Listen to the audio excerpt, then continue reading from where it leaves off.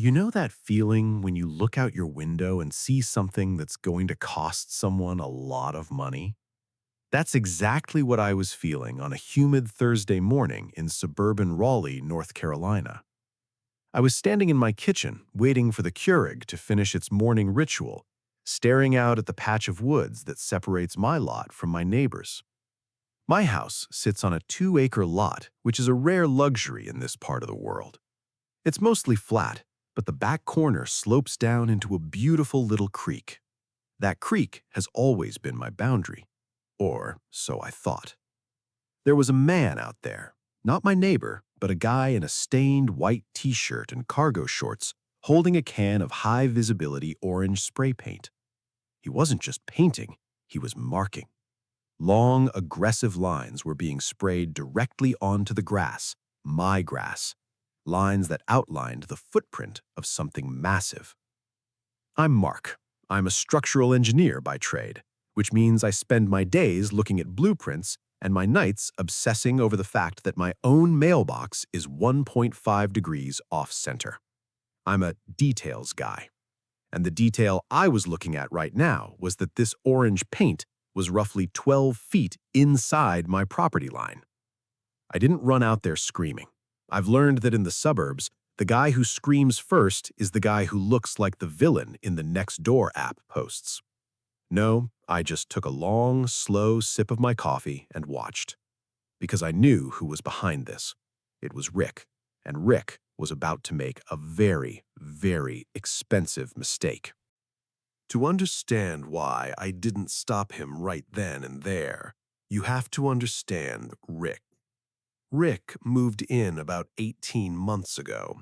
He's 32, drives a Tesla with a vanity plate that says grind set, and calls himself a serial entrepreneur.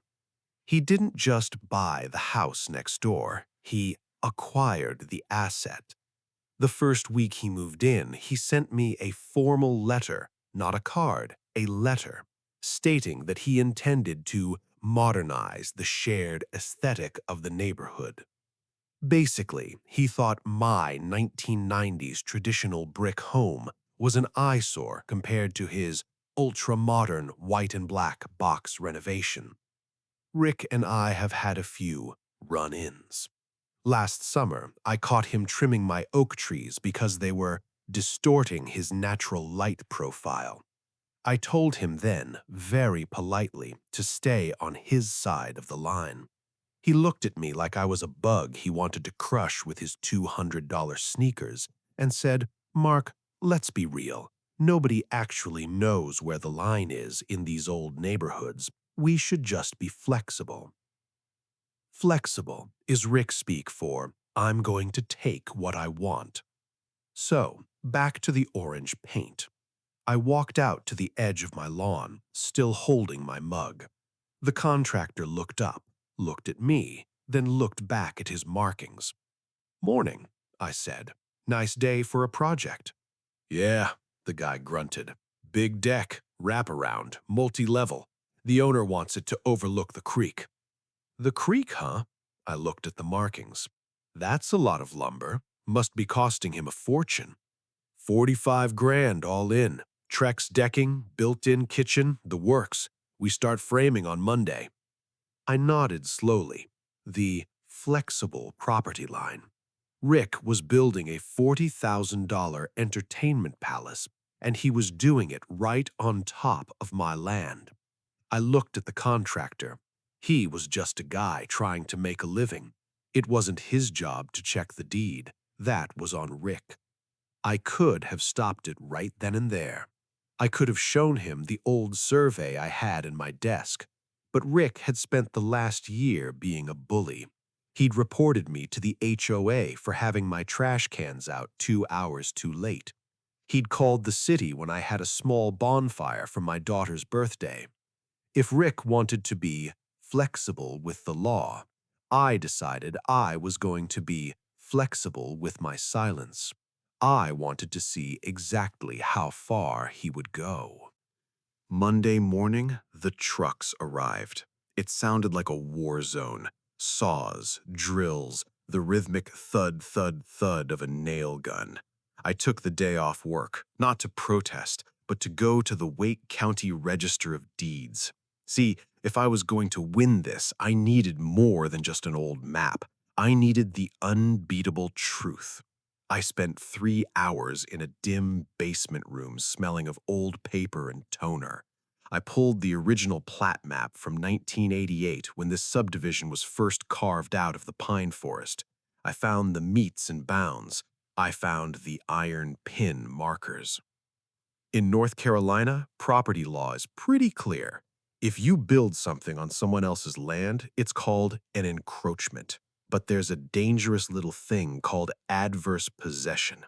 If Rick built that deck and I didn't say anything for 7 to 20 years, that land could legally become his. But there's a flip side. If you build on my land without a permit, or if you build over the property line, I can force you to tear it down, every single board. I looked at the tax map. Rick was paying taxes on 1.8 acres. I was paying taxes on 2.1 acres. Those 12 feet he was stealing, they represented about $15,000 in land value alone, not to mention the hit to my resale value if I ever wanted to move. Then I did something a little sneaky. I checked the city's online permit portal. I searched Rick's address. Nothing. I searched Deck Edition. Nothing.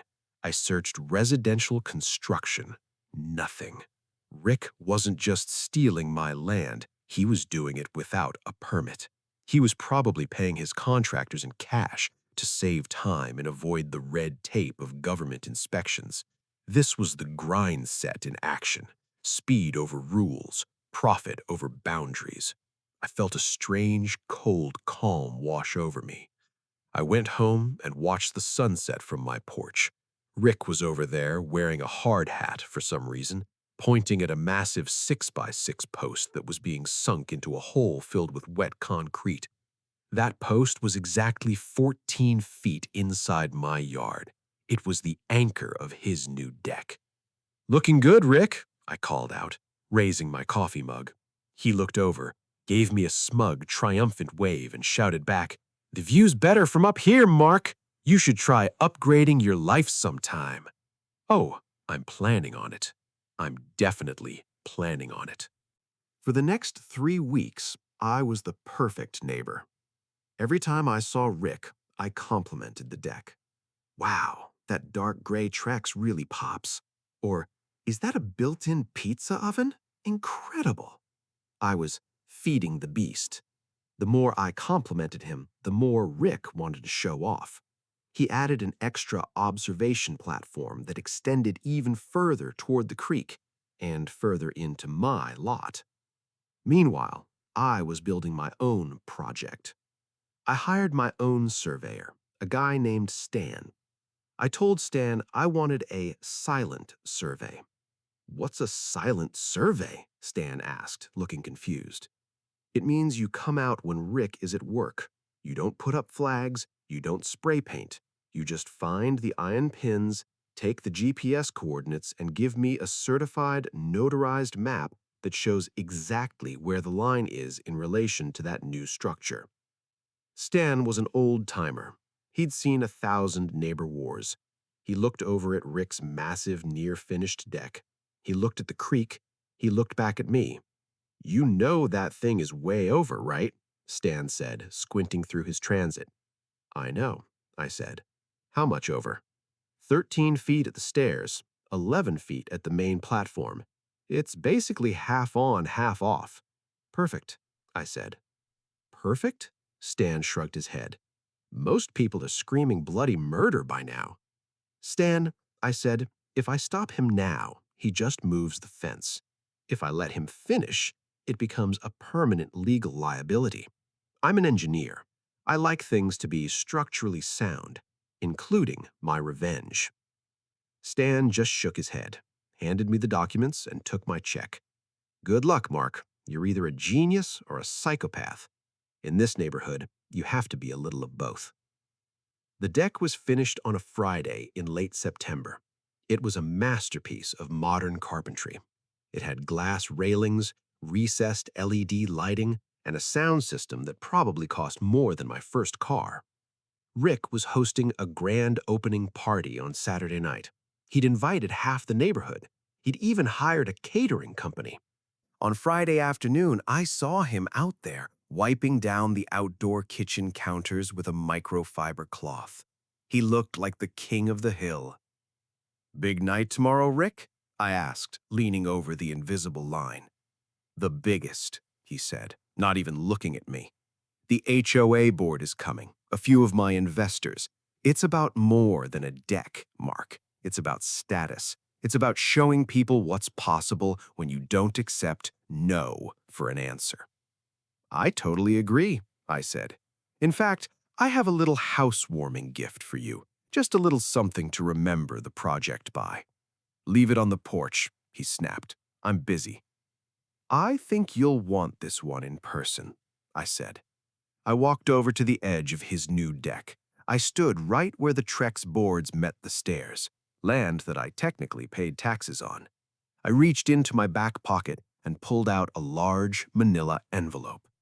"What is this? A lawsuit?" Rick laughed, finally looking at me. "My lawyers will eat you for breakfast, Rick. Don't be that guy. Don't be the bitter neighbor who sues because someone else has a nicer yard."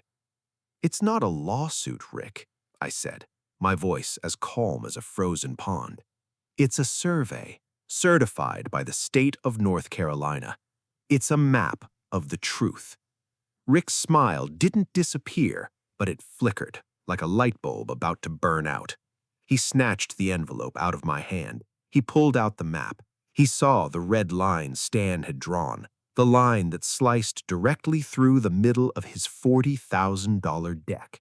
He saw the GPS coordinates. He saw the seal of the Professional Land Surveyors of North Carolina. "What is this?" he stammered. This can't be right.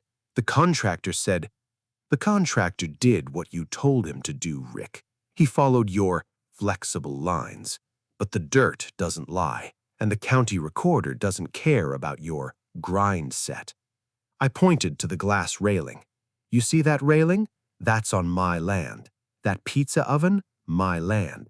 Those beautiful LED lights? Powered by your house, but shining on my grass." Rick's face went from tanned to a sickly pale gray. "So what? So what if it's a few feet over? I'll buy the land from you. Name your price. 5 grand? 10? I took a sip of my coffee. I'd been waiting 18 months for this. "The land isn't for sale, Rick. I like my natural light profile exactly where it is.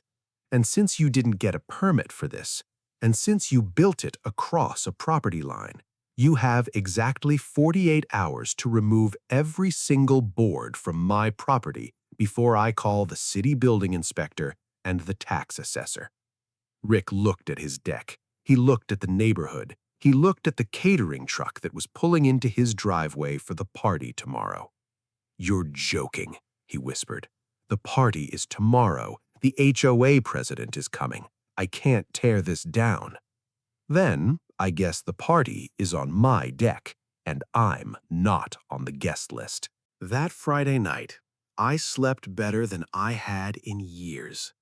It's funny how a little piece of paper, a certified survey, can act like a weighted blanket for your soul. But as the sun came up on Saturday morning, the neighborhood wasn't waking up to birds chirping. It was waking up to the sound of Rick's grind set hitting a brick wall. By noon, the catering vans were back.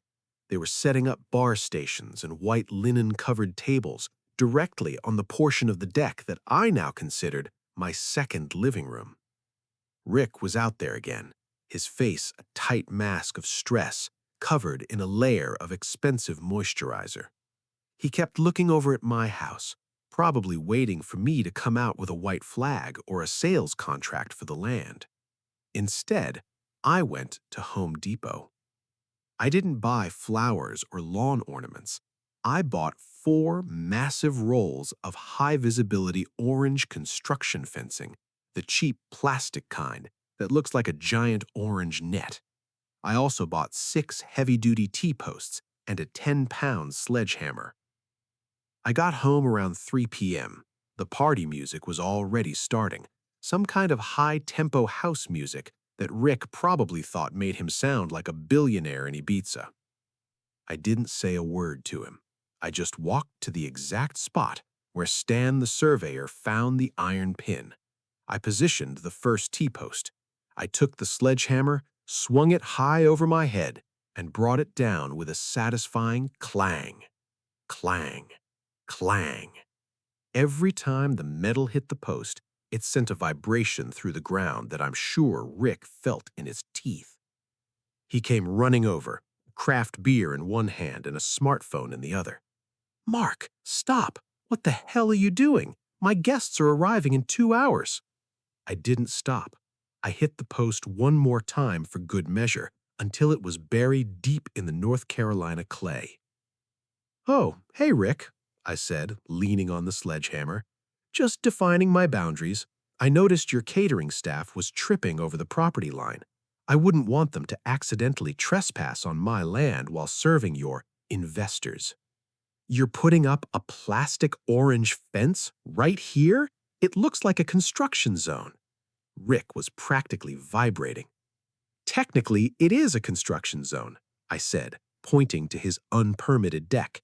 "And since this is my land, I have the legal right to secure it. I'd hate for someone at your party to have an accident on my property.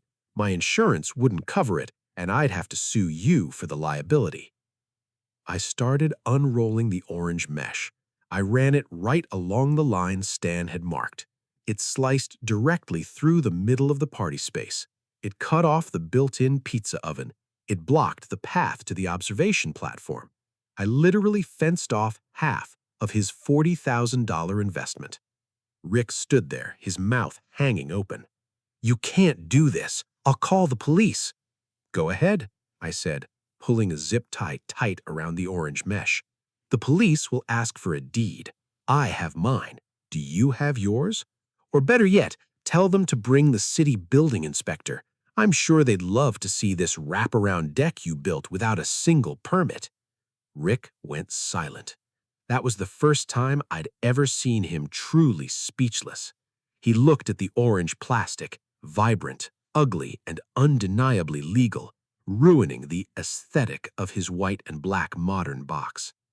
"I'll give you 15,000, he hissed, his voice low so his guests wouldn't hear.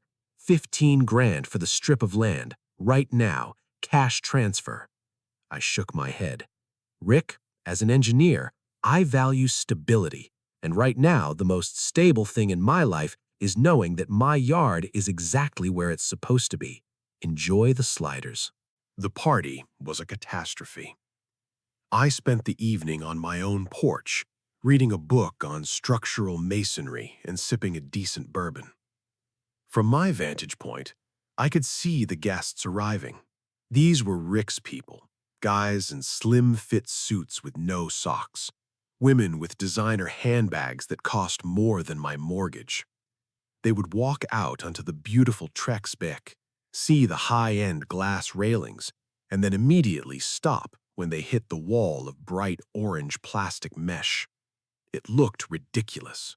It looked like a luxury yacht had been crashed into a highway construction site. I heard the whispers.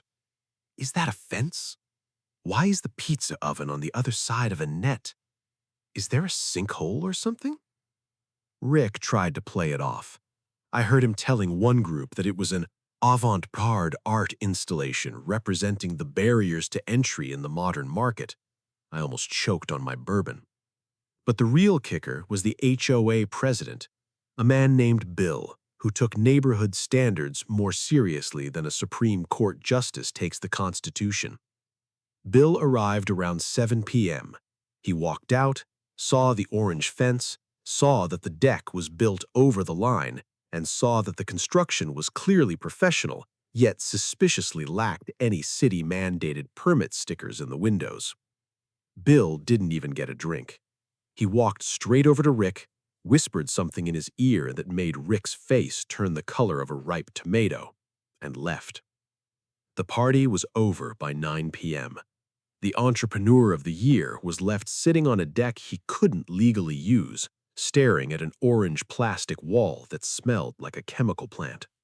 On Monday morning, I didn't go to work. I went to the City of Raleigh Building Inspections Department. I didn't go there to be a Karen. I went there to protect my asset.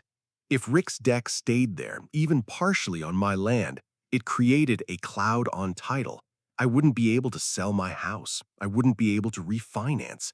It was a $40,000 parasite attached to my property. I met with an inspector named Dave. Dave looked like he was carved out of a piece of old hickory wood. He had a mustache that looked like it had seen every building code violation since 1978. So, Dave said, looking at the photos I'd printed out, no permit on file for this address, built over a property line, and he's using it for commercial level catering events? That's about the size of it, I said. Dave sighed. It was a long, tired sigh. I hate guys like this. They think they're too busy for the rules because they've got to hustle. Well, I've got to hustle too. It's called public safety.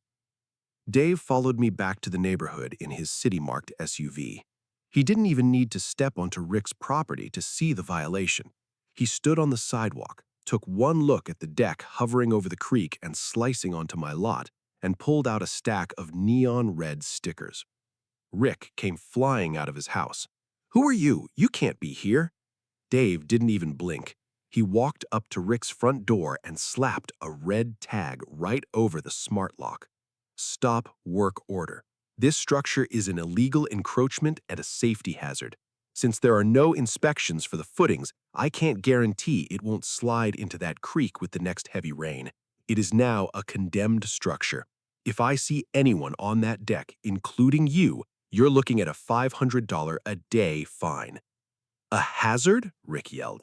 I paid a top-tier contractor $40,000 for this. Then you should have paid them $500 for a permit, Dave said, clicking his pen. You've got 30 days to bring this into compliance, which means you either move it or you tear it down. And Mark here tells me he isn't selling the land. Rick looked at me. The smug serial entrepreneur was gone. In his place was a guy who realized he had just set $40,000 on fire and watched it burn. The next week was a psychological war. Rick tried everything. First came the sob story. Ashley, his wife, came over to my door with tears in her eyes. She told me how hard Rick worked, how this deck was supposed to be their sanctuary, and how they were already over-leveraged on the house renovation. "I'm sorry, Ashley," I said, leaning against the doorframe, "but sanctuary doesn't start 12 feet into someone else's yard." Rick knew what he was doing. He called the line flexible. Well, now it's rigid. Then came the legal threat. A lawyer called me, some junior associate at a big firm, trying to argue that I had acquiesced to the construction by not stopping it on day one. I laughed, I told the lawyer. I'm a structural engineer. I have dated photos of me standing on my porch with the survey in my hand while the footings were being poured. I have emails to Rick, and I have the city's red tag. If you want to take this to court, it'll take 2 years and cost Rick another 30 grand in fees, or he can just move his deck. The lawyer hung up. He knew they didn't have a leg to stand on. Finally, on a rainy Thursday, exactly 2 weeks after Dave the inspector had showed up, Rick walked into my yard. He wasn't wearing his grind-set polo. He was wearing an old hoodie and looked like he hadn't slept in 3 days. "Mark," he said, his voice cracked, "the removal crew is coming on Monday. They're going to salvage what they can, but most of the Trex is going to be ruined because of how it was custom cut for the wraparound." "I figured as much," I said. "It's costing me another $8,000 to tear it down and clear the concrete footings," Rick said. He looked at his feet. "You win. Are you happy?" I looked out at my yard.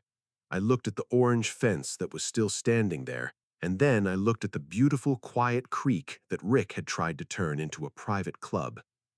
It's not about winning, Rick, I said.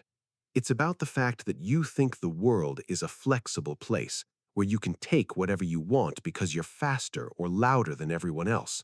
But sometimes the world is made of iron pins and property deeds. I'm not happy you lost 40 grand. I'm just happy I got my 12 feet back. The demolition took 3 days. It was a loud, ugly process.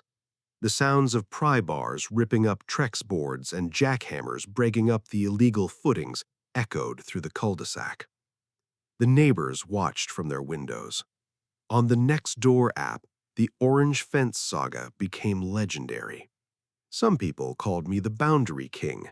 Others thought I was a bit too harsh. But as for me, I didn't care.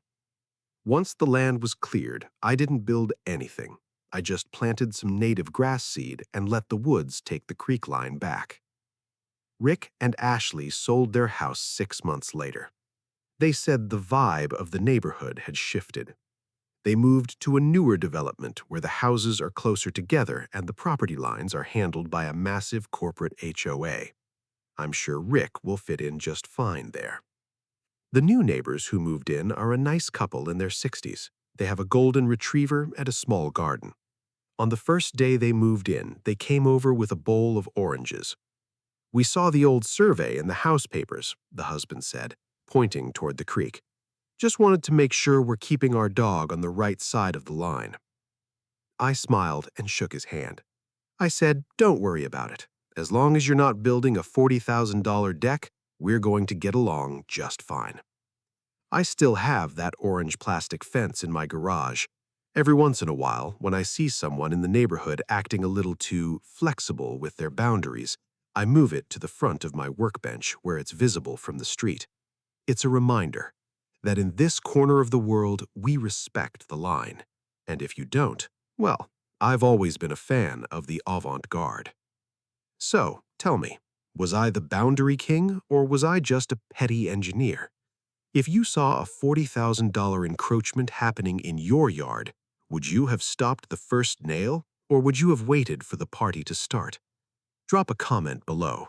I read every single one. And remember, before you build your dream, make sure you're standing on your own dirt.